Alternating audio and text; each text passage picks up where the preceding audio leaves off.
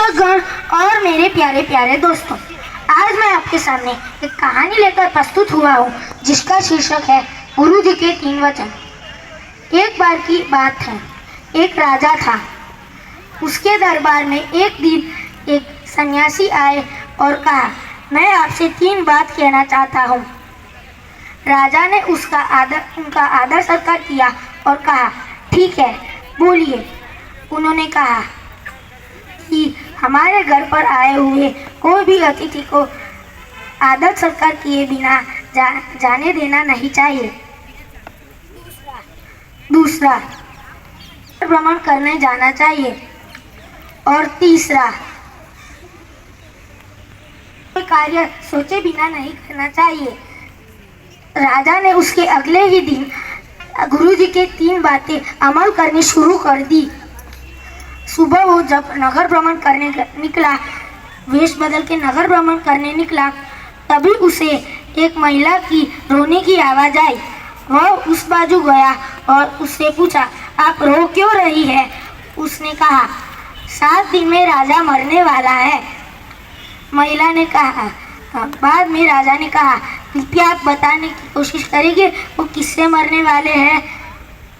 बाद में महिला ने बोला, वह सामने वाली पहाड़ी से एक सांप आएगा, उससे वह सांप के डंक से वह मर जाएंगे। अगले दिन रात को जब वो राजा सोने जा रहा था, तभी सामने से एक युवक निकला और रानी के कक्ष में जाकर रानी के साथ सो गया। बाद में राजा रानी के कक्ष में जाकर देखा तो वह तलवार लेकर उस युवक को मारने ही वाला था। तभी उसे गुरु जी का 3रा वचन याद आया, कोई भी कार्य सोचे बिना नहीं करना चाहिए। उसने युवक को पलटा और तभी युवक चिल्लाया, पिताजी। बाद में उस राजा को पता चला ये तो मेरी बेटी है। राजा ने पूछा, तुम ऐसे आकर क्यों सो गई, कहाँ गई थी?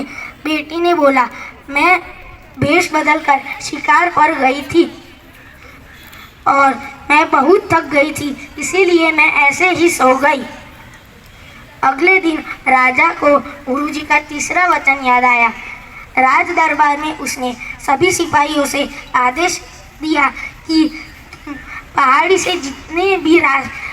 से इधर आने तक के रास्ते में जितने भी कांटे हैं वो सारे हटाकर फूल रख दो और जगह जगह पर दूध के कटोरे रख दो। बाद में सिपाहियों ने सब कर राजा से कहा, हो गया।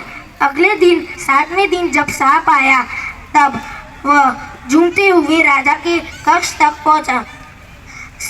राजा ने सांप को प्रणाम किया और सांप को लगा कि इतने अच्छे राजा को कौन मारे, तो वह वहाँ से चला गया। इस कहानी से हमें यह शिक्षा मिलती है कि हमें हमारे जीवन में गुरुजी के 3 वचन लाने चाहिए। धन्यवाद एवं शुभ।